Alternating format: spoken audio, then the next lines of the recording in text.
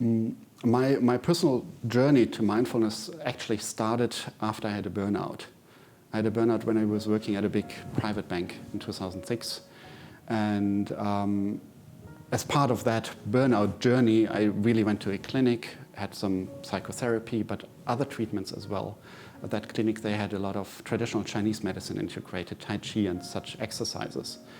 And their focus was to bring us back home to ourselves, I would say today, to bring us back into feeling, into our senses.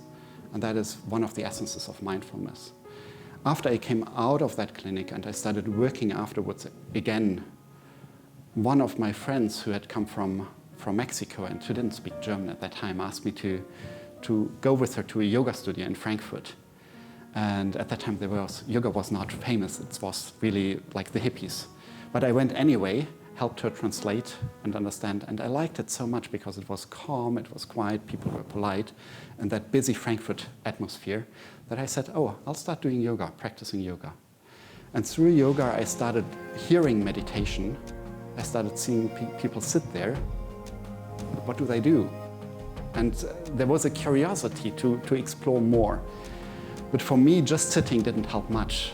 I needed something more. And that is where I started inquiring, how does human consciousness work? And I started taking part in a couple of trainings.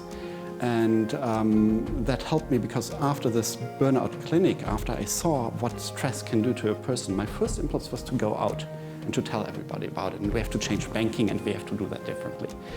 But something stopped me from doing that actually. First, I need to see and to prove to myself that I can actually work with what I have learned in that busy, challenging environment again.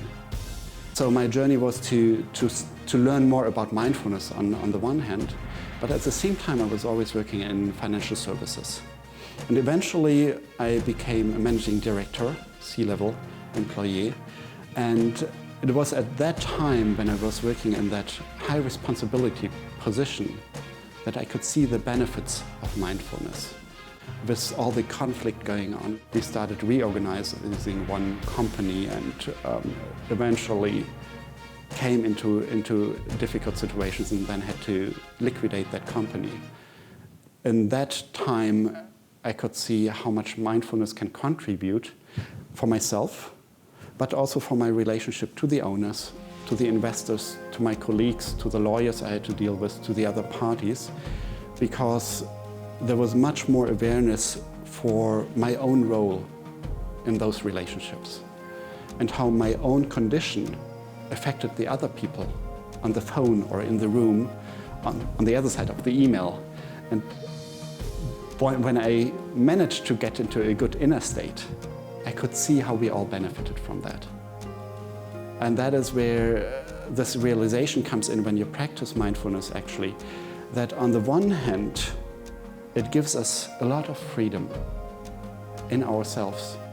But on the other side, we realize how much responsibility we as individuals have in the relationship with others.